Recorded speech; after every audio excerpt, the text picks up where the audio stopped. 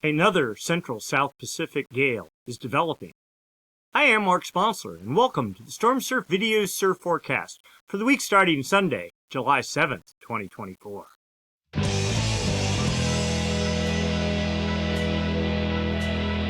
Stormsurf, waves, weather, buoys, altimetry, snow, temperatures, El Nino, weather analysis, essential data for outdoor people, all the time, no hype.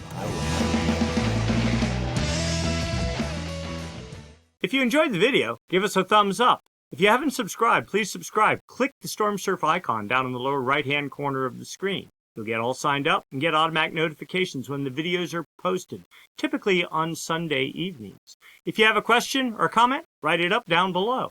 And if you'd like to make a small contribution to the cause, you may hit the Super Thanks button down below, the heart with the $sign in it. With that, I'd like to thank the folks that donated last week. Our usual cast of characters, Tim Caston, Evolution Moto, and Peter Belden. Thank you all so much for your contribution. And with that, let's get to work. We'll start by looking at significant wave heights for the South Pacific Ocean, and sure enough, we have a bit of a gale trying to develop. Yes, there are 32-foot, well, actually it says 34-foot seas.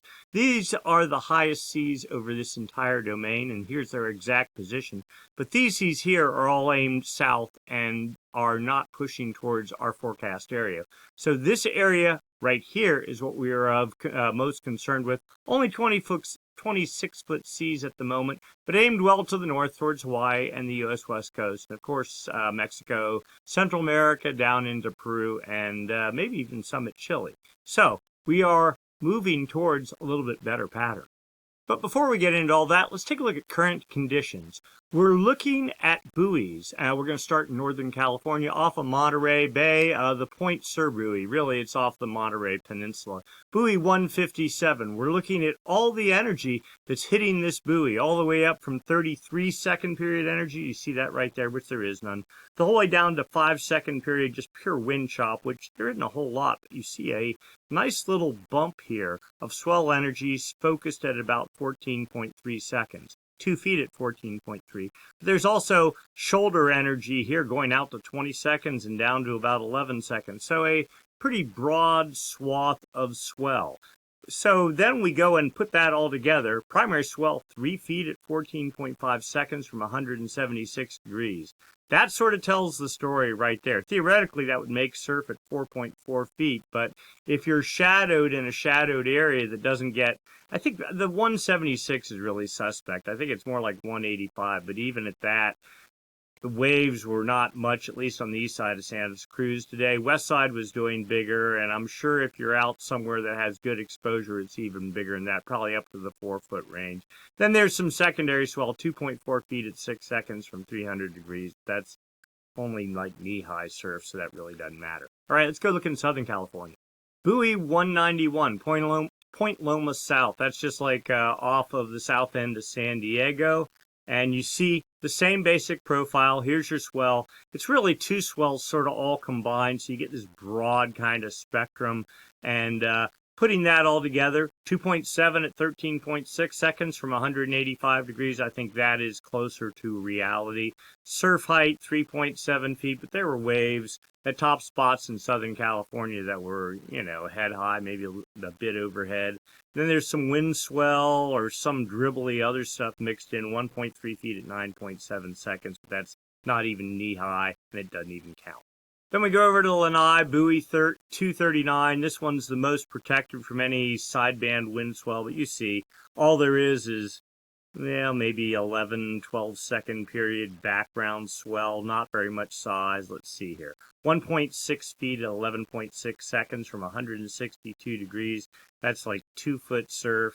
Oh, Hawaiian, okay, we'll give it waist high or something like that, and no secondary swell. So, small on the South Shore. All right, so we're going to go back in time and see what generated this swell. We're starting on 12Z on Wednesday, the 26th of June. Now, there was a data outage or a data center outage at NOAA. That's where we get our raw data from.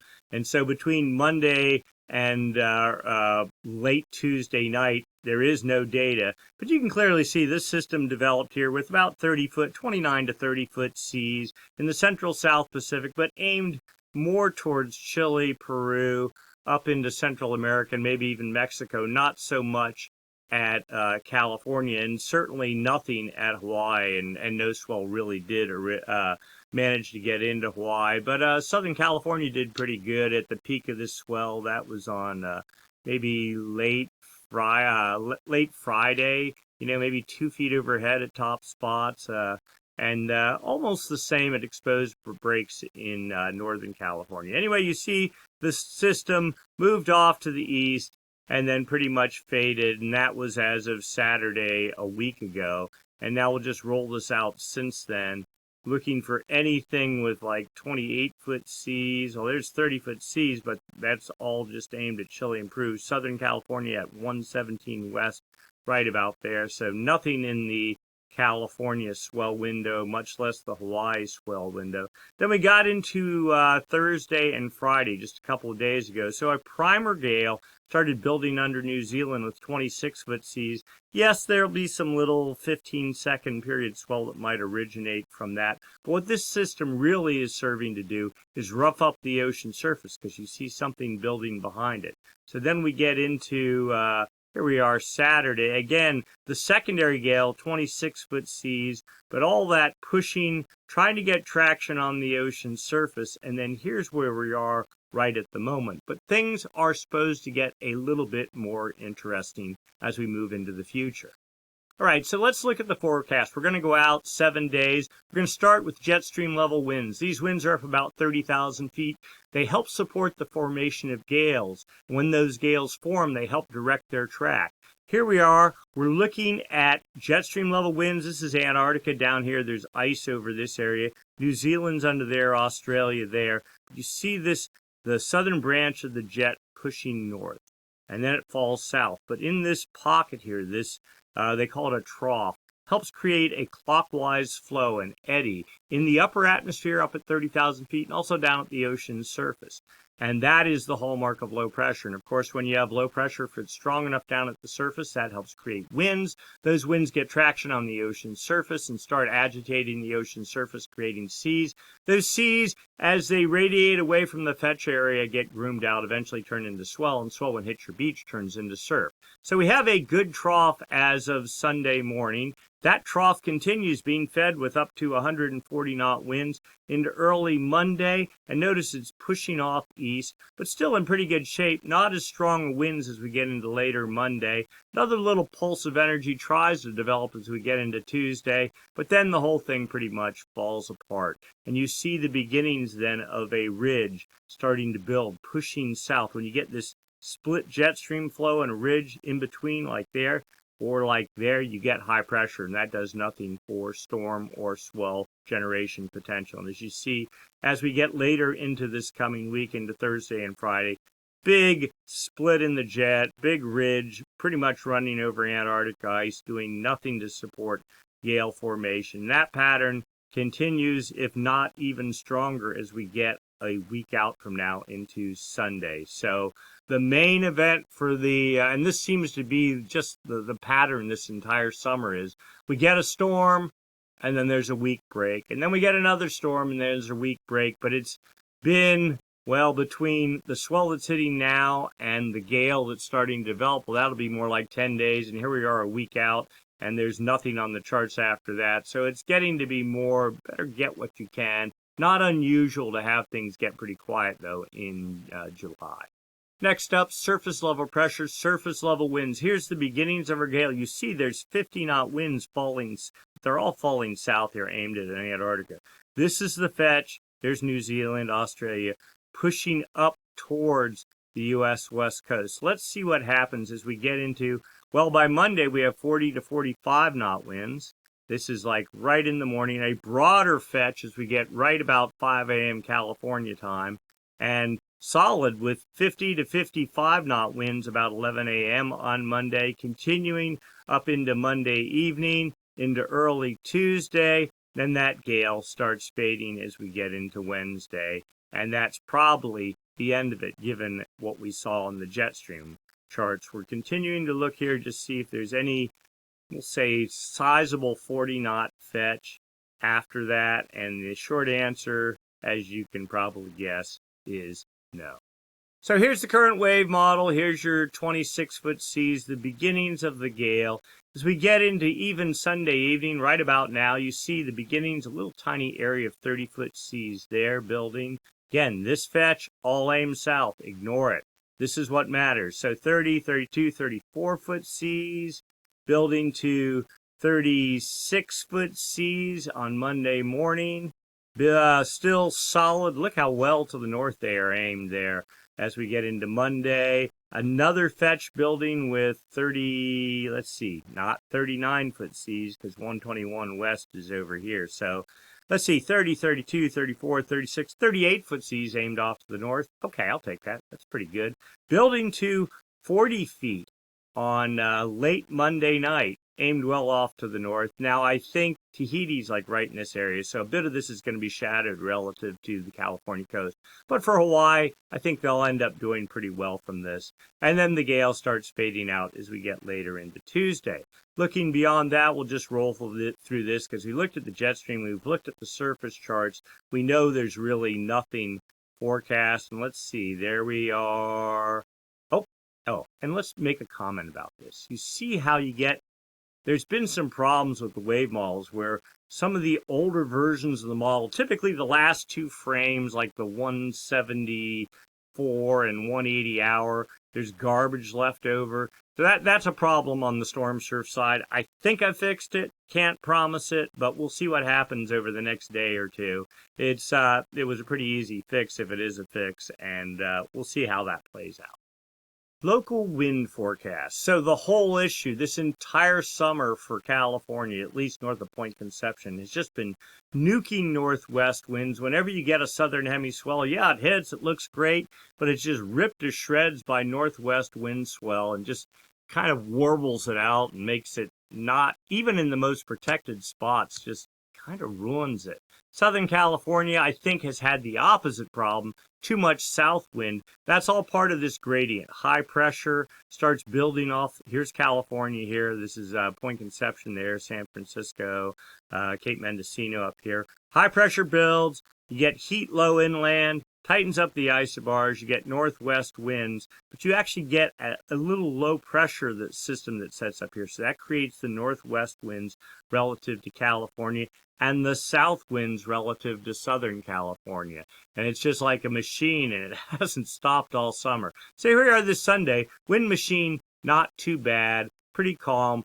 Trades, light for Hawaii. As we get into Monday, northwest winds, not horrible for Northern California. Light winds for Southern California. Trades, 10 to 15 knots for the Hawaiian Islands. Tuesday, trades build 15 knots. High pressure trying to build is still not too bad relative to California, but there's really no southern hemi swell forecast. And then you see, here comes the gradient again, high pressure building. Northwest winds 20 to 25 knots for North California, but 10 to 15 knots for Central California. Trades 15 knots for the Hawaiian Islands. Thursday, here's your gradient. Full on 30 to 35 knot north winds. I think it builds, nope, that's about as high as it gets. But notice, there's the low pressure system, and one can assume at some point the south wind machine will start kicking up. Trades for the Hawaiian Islands. Get into Friday. Here we go. Now, it doesn't show south winds, but I can almost guarantee you there's going to be south winds into pretty much most of California except Northern California. Trade is pretty strong for the Hawaiian Islands, 15 to 20 knots. Saturday, same deal. Wind swells the call because there's really nothing else going on in California. Wind swell for the east shores of the Hawaiian Islands. And then Sunday, another version of the same thing. Hopefully the gradient will be fading out as we get a little bit further into time. Surf height forecast. Well, southern hemi swell, pretty minimal. You can see it here, 1.3 feet or something. That might even be the wind swell because the southern hemi swell, as of about this afternoon, is all but gone in Santa Cruz. And you see surf building on Thursday and Friday into Saturday of the next week, of this coming weekend. We'll say 3.5 to 4 feet, but all this is wind swell. Local winds, light. But let's go look at the swell profile here. So here we go. Yeah. What's this? As we get into Thursday, 4 feet at 9.5 seconds, pretty much continuous the whole way through the weekend. So wind swell's the only hope for the next week, and that doesn't even start till Wednesday or pretty much Thursday. Southern California protected from the wind swell. You can see here's our current swell, southern hemi swell. We'll call it 3 feet, but it gets magnified at top spot, so 5 feet or something like that. That trickles down as we get into Tuesday and Wednesday. And then maybe some background swell of something still continuing into Wednesday and Thursday, but surf height's 1.5 feet. Maybe you get some waist-high waves at top spots. By the weekend, pretty much flat. The swell profile, 2 feet at 13 seconds on Monday, going down to 12 seconds, and Tuesday down to 11 seconds and only 1.5 feet. Then another little pulse of something at 1.7 feet at 13 seconds. You get the general idea, just very small surf. Then we go to the south shore of Oahu, basically nothing going on, 2 foot or less surf the whole way into about late Friday, and then things start picking up in a big way. And as you get into Sunday, a week from now, 4.5 foot surf, that's 4.5 foot Hawaiian, if you can believe that.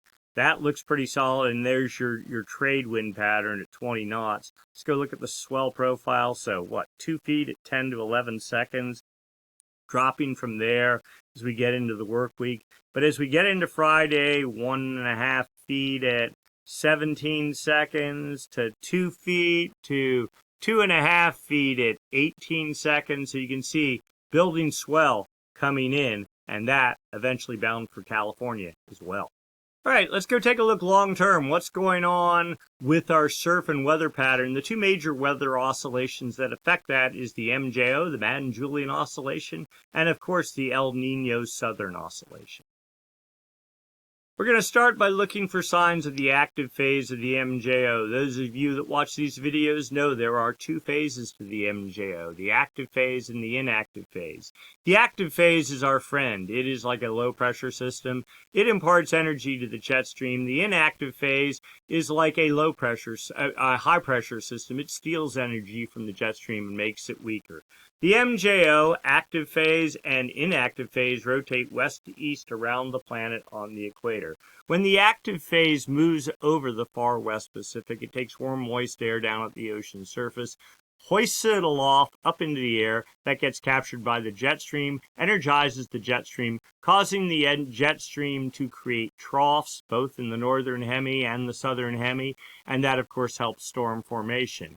The active phase of the MJO proceeds across the Pacific and dragging the trough with it, typically. Then eventually, after about 5-6 weeks, the inactive phase enters the West Pacific and makes its trek across the Pacific, basically doing the exact opposite. Stealing energy from the jet stream, creating ridges, that split jet stream pattern that we saw earlier, and suppressing storm production. Now, the inactive phase does not mean that there isn't going to be surf or storms, but just the potential for it is less. All right, so the other thing the active phase of the MJO does is it suppresses trade winds, theoretically, because it's a low-pressure system. Trade winds are generated by high pressure, so if you suppress the trade winds, then you get more energy in the jet stream. So we're looking at data from the TAO buoy arrays, series of buoys strung across the equator used for monitoring El Nino. So here on this chart, that is New Guinea there. 0 is the equator. This is just over the Pacific. So this would be the East Pacific here. This is the West Pacific. We're just looking at the arrows. These are actual 5-day average winds. You see winds pretty strong out of the east over the East Pacific, pretty strong out of the east over the Central Pacific, maybe a little bit lighter in the West Pacific. But it's not the actual wind speeds. It's the anomalies, difference from normal for this time of year. You see here these just a couple little arrows suggesting lightly, we'll say modestly stronger than normal east winds over the East Pacific, just barely stronger than normal over the Central Pacific, and pretty much neutral, normal over the West Pacific. So not really any signs of the active phase of the MJO, but not any signs of the inactive phase really either over the West Pacific. Let's go look at the forecast. So here we are, 850 millibars zonal wind anomalies. That's just fancy words for is the wind blowing stronger out of the east or out of the west. Okay, stronger out of the east would show up in this chart as blues. That would be the inactive phase. The oranges and reds are westerly anomalies, the active phase of the MJO. So this is the West Pacific here. This is the East Pacific. Oh, actually, no, I'm sorry. This is the whole planet on one chart. Dateline runs right up the middle right here. The far West Pacific, that's where the MJO active phase does its thing in terms of fueling the jet stream. West Pacific starts about 125 east, so right about there. So you can see there were westerly anomalies working their way very weakly through the Pacific in June. You see the blues here, these pink lines, that's data outages. Everybody has data outages at some point, so it's not just Stormsurf that gets stuck in that mode. See easterly anomalies, the blues, inactive phase of the MJO, up to about today. A small, I wouldn't even call it the active phase of the MJO, but a bit of pulse of westerly anomalies forecast about 3 days from now. This might be helping to fuel that gale that's developing in the South Central Pacific, right in there. But then as we get past about mid-July, then it's easterly anomalies in control in the inactive phase of the MJO. So no big push from the MJO, at least according to this chart. Let's dig a little deeper. The outgoing long-wave radiation forecast, going out 2 weeks, 15 days, per the statistic model. So this is the whole planet, South America, Central America, New Guinea, BQ, the equator right there, dateline right there. The area we're interested in is right here, north of New Guinea, right in there.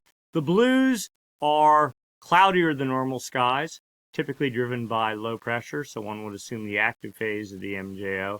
The oranges, drier than normal skies, cloud-free, high pressure, but you see over the Pacific basically a dead neutral pattern with a weak active phase somewhere over the Indian Ocean.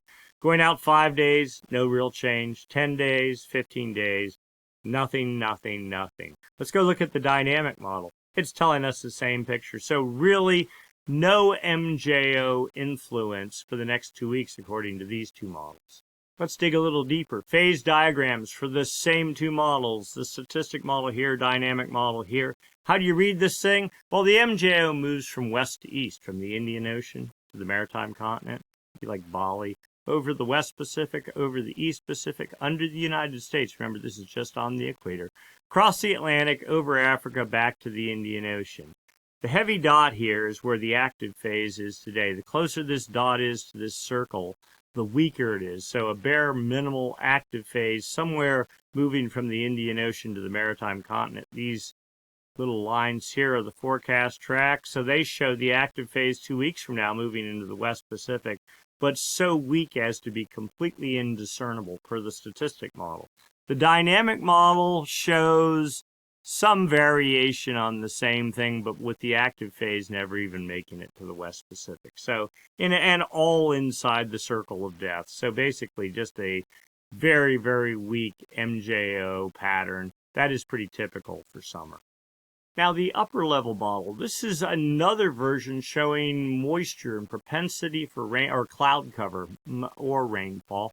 The green, wetter than normal conditions, the orange, drier conditions, so active phase and inactive phase. This goes out 40 days, 5 days each panel. South America, Central America, New Guinea there, 0 is the equator, dateline running right down the middle. This is pretty cool because it shows you the progression of the MJO. So according to this, some sort of a weak active phase, actually moderate over the West Pacific for the next, 5, 10, 15 days to about July 22nd. And then weakening and moving over the East Pacific. Once it gets over the East Pacific, that didn't do anything to support the jet stream, really. It's right in this area right here. That's the big thing.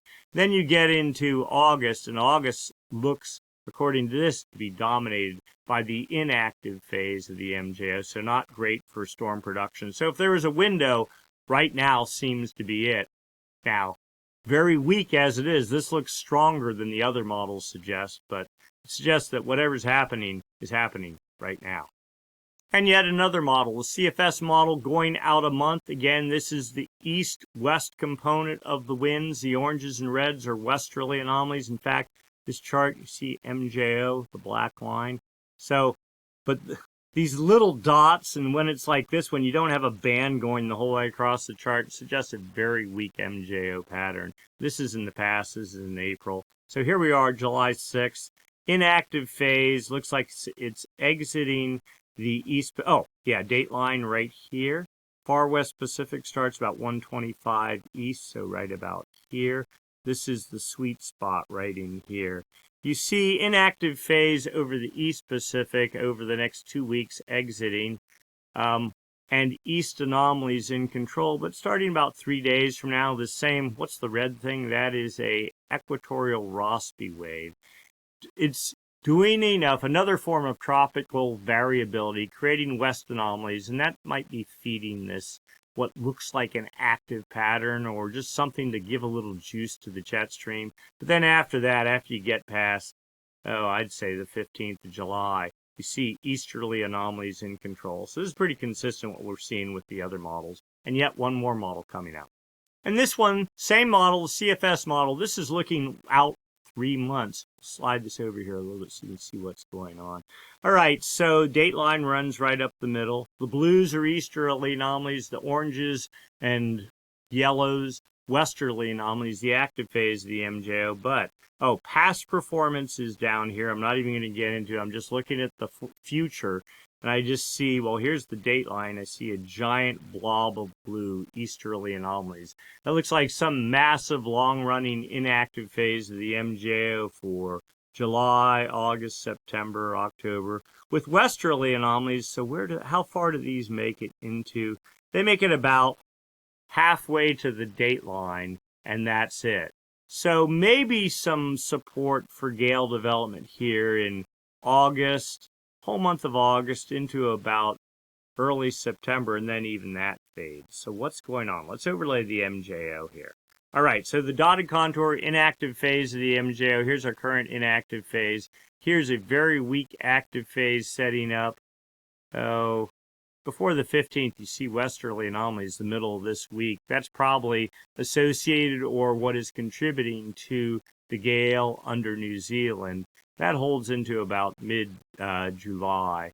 Then inactive phase from late July into about mid-August. But then you see this big active phase. And typically, if you're going to get an active phase, it starts in the fall. August a little bit early. This is probably a bit overhyped here. Going from August 8th the whole way into the end of September. But the westerly anomalies only making it halfway into the Kelvin wave generation area, halfway to the date line. So don't know how much of a help that's going to be. Now, why is all this, you might ask? Well, let's overlay the low-pass filter, and this really tells the story. Solid contour, low-pressure bias. This is your El Nino signal right here on the date line, but that was in March. You see it fading from 3 to 2 to 1 contour.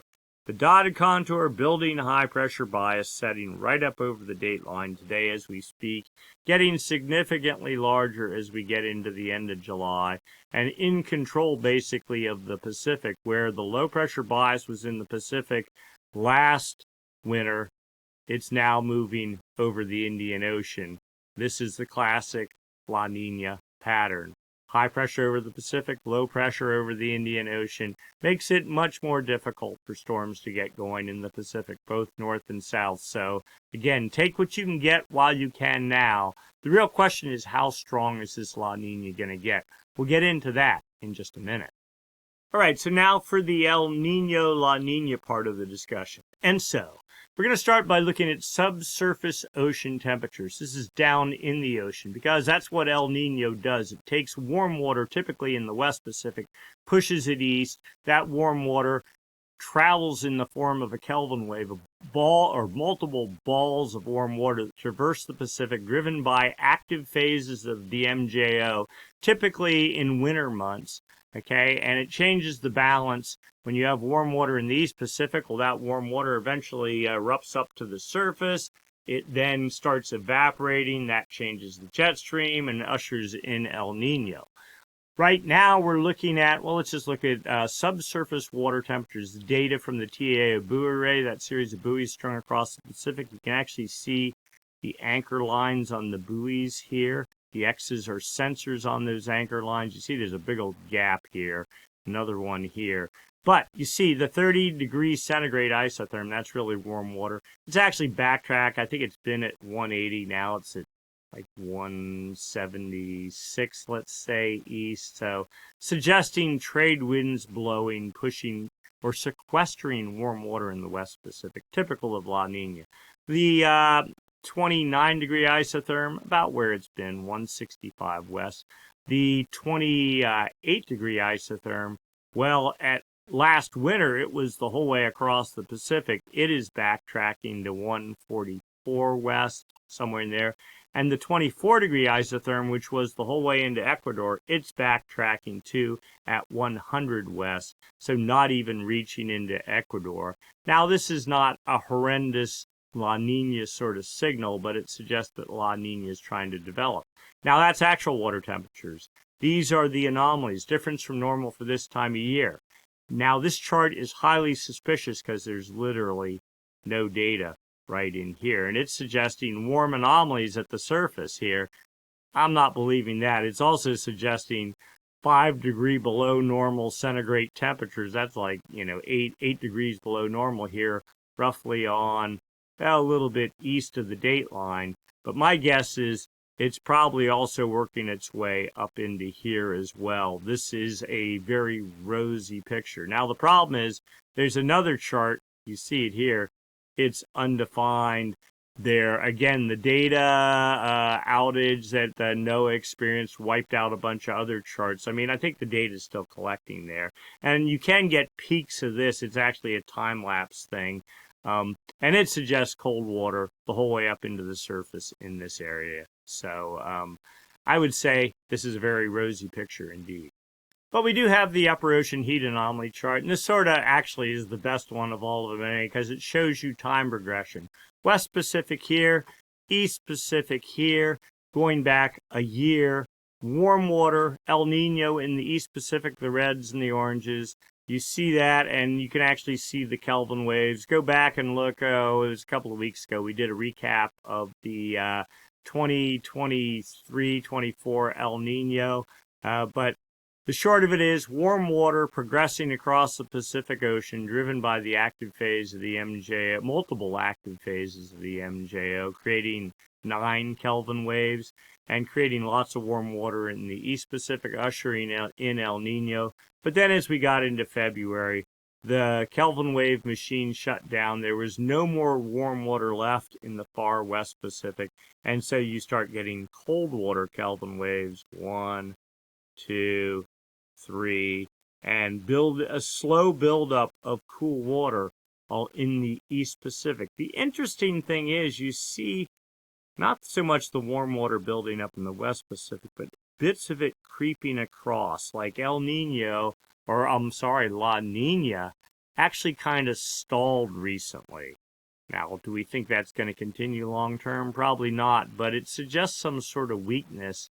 I mean, if I can't have El Nino, the last thing I want is a strong La Nina, but if I can at least eke out neutral, that's okay. And for right now, that almost seems like what's going on. Let's dig deeper. Sea surface temperature anomalies. Difference from normal for this time of year.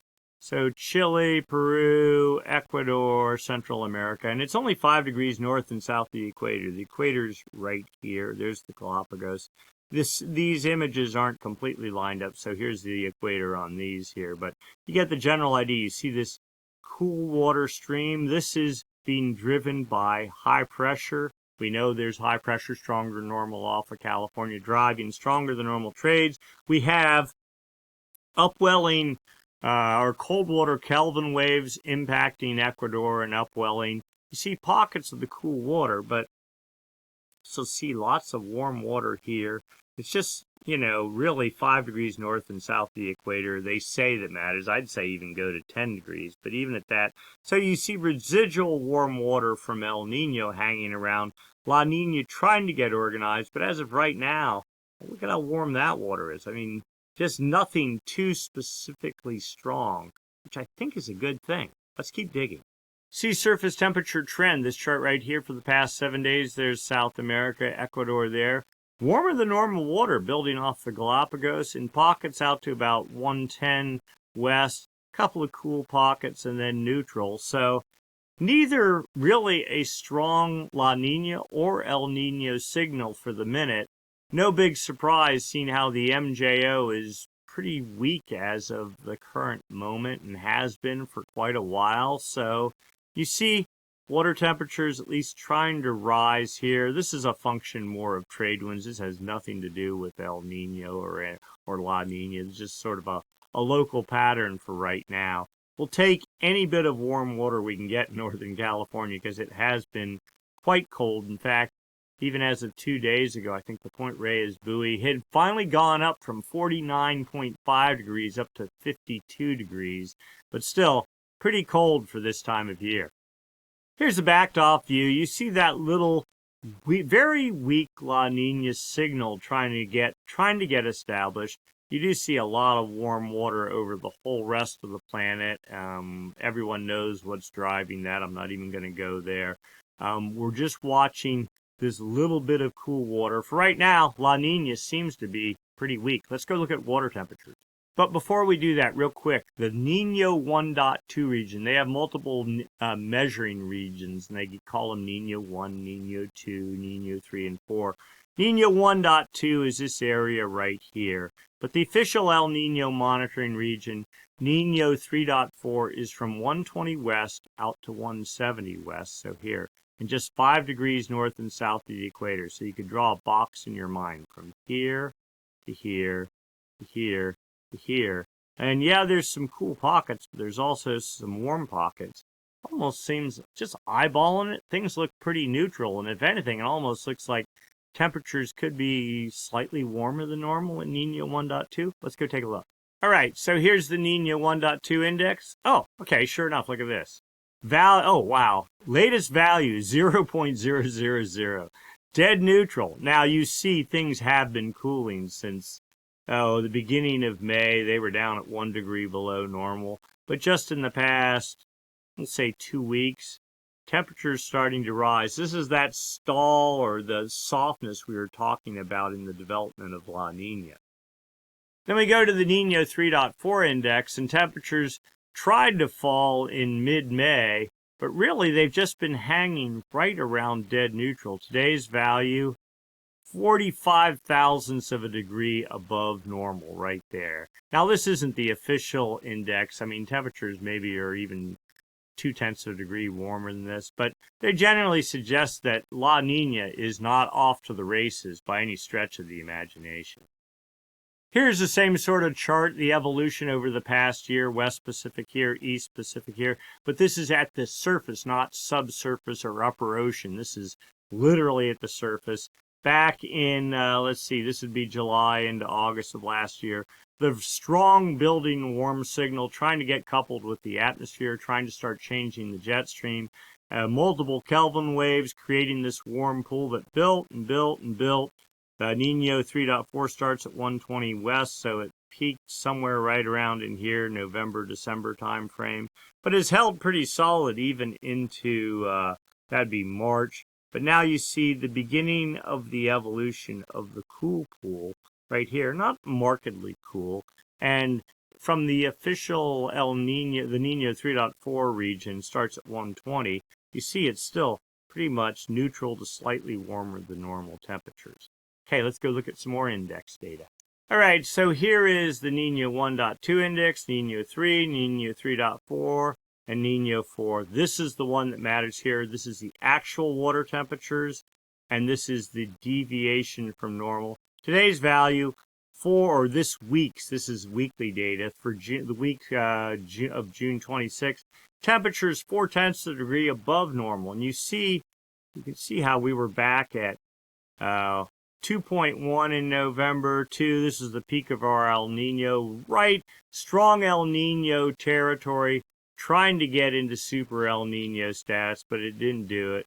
It fell apart. You see temperatures steadily falling, 0.9 of a degree above normal. We were down to 0.1 of a degree above there. We broke dead even here on June 12th. Now we're actually bouncing back a little bit. My guess is this is a short-term trend, and we will be falling negative. But because the MJO is weak right now, it's not driving trades one way or the other, and so we're just sitting in a neutral pattern. I'll take it. That was the weekly data. This is the monthly data. for the month of June. 0.16 degrees above normal. Again, you can see back here, there was our 2 degree. That was the peak of El Nino in November and December. We're definitely falling. The trend is down, but still not even neutral. But this is also looking back a month. And then the 3-month index. This really sort of averages out all the noise. Current value minus 0.22. This is for the months April, May, and June. Because remember, we did get some negative temperatures there for a little bit. Now, recently, things have stalled. So at some point, this will probably work itself up to 0. And then we'll see where we go from there. Back in March, April, May, we were pretty close to 0. So, and let's see, where did we peak out? What did this say? October, November, December, 1.49 degrees, 1.47. That is only a moderate El Nino, not even a strong El Nino. You got to be 1.5 to 2 degrees above normal. And this is the official record here. This is what they use, a 3-month average. Of course, you don't know what the temperatures are till you're way past it, but you get the idea. And we talked about this in that video a couple weeks ago when we did the El Nino recap. Super hyped up El Nino, thought it was going to be a super El Nino, and then in the end we get basically a solid medium El Nino, and that's about what it felt like. All right, so what does the atmosphere think is going on? So we can look at what they call the Southern Oscillation Index, just another set of data, but it tells you the difference in pressure between Tahiti in the Pacific Ocean and Darwin Darwin, Australia, roughly in the Indian Ocean maritime continent. When pressure is lower in Tahiti, and that's the hallmark of like El Nino, you have lower pressure over the Pacific, higher pressure over the Indian Ocean, the index will go negative. Today's value plus 4.99. So weekly higher pressure for the day over the Pacific. But let's go back a little bit here. You can see, well, we've been positive for, I think this was like 12 or 13 days here. And then you can see we were negative for a bit there too, negative there. You can do the MJO and not even MJOs like equatorial Rossby waves and all that sort. They affect this index a fair amount. So you don't want to necessarily look at the daily contribution, but the 30-day average takes some of the noise out of it. Today's value is 0.85, and where have we been? Well, we've been negative. This sort of suggests some sort of a weak active phase of the MJO has been in control, and we're just starting to come out of it now. The 90-day average is sort of like your El Nino La Nina indicator, minus 0.79. Where were we? Well, we were not really that negative, and you've heard me say this before. If we were in a big El Nino, we thought we'd be down at 20 or 25. We never got there. I think this got to like 10 or 12 or something like that. And so we're still, from a 90-day perspective, weakly in El Nino, but effectively neutral. That's what everything else looks like. Let's go look at a graph. Here's the 30-day moving SOI graphed out, so you can see the pulses of the active and the inactive phase. Downward spikes are the active phase. So you see that the beginning of our El Nino happening in January of 2023, all the big rains that happened. I mean, to the moment this thing started falling, all that rainfall and the mudslides and everything in California, it was all driven by the beginnings, the active phases of the MJO that were kicking off the start of our past El Nino. Then we got into June and inactive phase of the MJO, and our El Nino just stalled. Tried to wake up again in August, but just never really did it. When we were supposed to be at the peak of our El Nino back in like November and December, the Southern Oscillation Index, pressure in the Pacific was already rising. See, it's trying to make up its mind today, hovering right at neutral, but you see the trend is neutral, bouncing back from our El Nino. The expectation it'll go positive. Hopefully we're going nowhere near these levels of positive though. Sea surface temperature anomaly forecast from the CFS version 2 model for the Nino 3.4 region, the official El Nino monitoring region. Well, here we are at the beginning of July. The model, this is actual data here, shows temperature right at dead neutral. As we get into mid-July, this is the middle of the month, temperature's down maybe 1/10 of a degree. We get into August, temperatures supposedly falling to about, 3/4 of a degree. Then falling steadily from there down to 1.45 degrees below normal.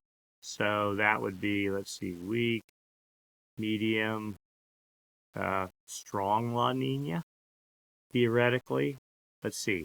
Weak is 1/2 to 1 degree. Moderate is 1 to 1.5 degree. Okay, just a moderate La Nina as we get into November, and then recovering from there, theoretically. But this is kind of a wild version of the model. They have this PDF corrected version that says temperatures only getting down to maybe 1.1 degrees below normal. So somewhere between a weak and just barely a medium La Nina. That'd be okay, considering we had, a pretty good El Nino. Maybe, we've kind of been talking, or at least joking about this in the comment section of some of the videos about, well, maybe the PDO, the Pacific Decadal Oscillation, is finally getting ready to change. It's been on a, 25-year bender since the last big El Nino, the Super El Nino of 97, 98.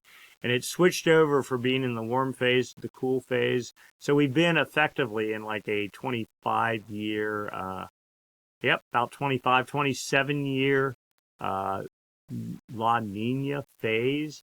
We're about due for a change. Don't know that this is going to really make anything happen. All the data seems to suggest we're still very solidly locked in the cool phase of the PDO, but we'll keep our eyes on it. But for now, if all we get is a weak to modest La Nina, I'll take it.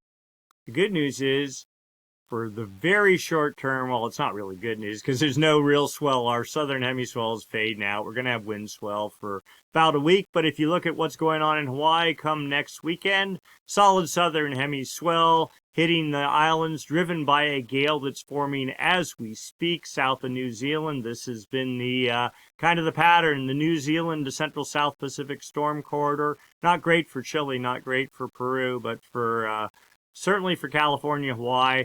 Better than maybe a straight south pattern. So we'll take it. Swell is expected. Not huge swell, but solidly rideable swell as we get into the week beyond the coming weekend for California. Hawaii will be the first to hit, so we can kind of look at and see what's going on over there and get a gauge what's coming to California. After that, though, nothing on the charts, so it's kind of, we're moving long term. We're moving towards a La Nina style phase. And when you get that, it's like when there's waves, you better go get it. You can't be lackadaisical and say, well, I'll wait for the next swell. This one isn't good enough. You have to start groveling. And so start getting your mind wrapped around that. Get what surf you can, make the most of it. So we do have swell coming, and I'm going to try to get some of it. All right, but after that, it looks like we're heading towards some flavor of La Nina. Hopefully not too strong. A little bit early in the game to know. As we get into maybe the September timeframe, we'll have a much better handle on things. So, for now, we will keep our eyes on it. But that's it for this week. If you enjoyed the video, give us a thumbs up. It helps the algorithm. Give us a comment if you don't understand something. If you have subscribed, please subscribe. Click the Stormsurf icon down in the lower right-hand corner of the screen. And if you'd like to make a contribution to the cause, you may use the super thanks button down below, the heart with the $sign in it. And with that, we are done for this week. We will do it again next week, same time, same channel. Thanks for watching.